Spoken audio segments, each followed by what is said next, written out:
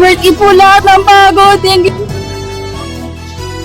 So updates muna tayo para sa PNP Recruitment 2026. Siyempre partner, alamin natin yung mga pumasa sa BMI at saka sino yung magpe-perform para sa physical agility test ng 2026 quota. So sino nga ba yung ating bagong PRSU NCR? Okay, makakausap po natin si Police Colonel Arnel De Jesus. Siyempre, ang NAPOLCOM representative na si Attorney Ray Delgado.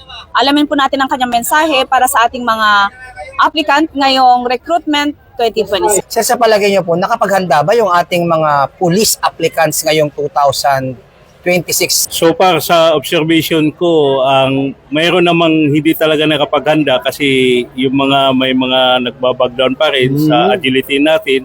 Pero sa nakikita ko, ito yung mga first timer.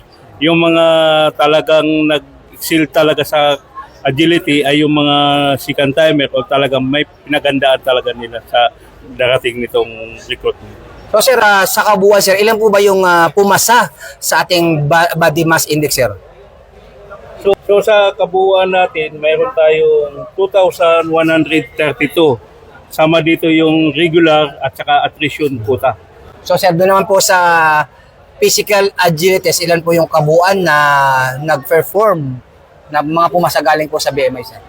So far kasi ang natapos pa lang ngayon ay yung yung regular. So mayroon tayong 416 na pumasa doon sa sa agility nila.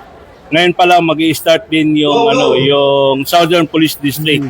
Kung matatapos ito ngayong araw, yung kabuuan ng mga Southern Police District.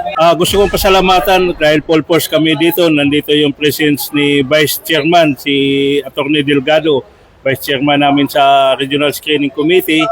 Nandito rin yung full force din yung mga RMDO. So nandito rin yung taga-RMFB na nakadiay sa atin para tumulong, para mag-assist dito, mag-facilitate sa amin. So taga-IMIG, andito rin yung taga-IMIG kasi kailangan din yung presence sa mga taga-IMIG para makita nila yung performance o yung mga pag may negative pa silang nakikita at least nakakapag salita sila. Ako po, si Police Chief Master Sergeant Mauricio Bonilla Ruiz. At ako naman po si Patrol Woman Ronalyn Tanggiak.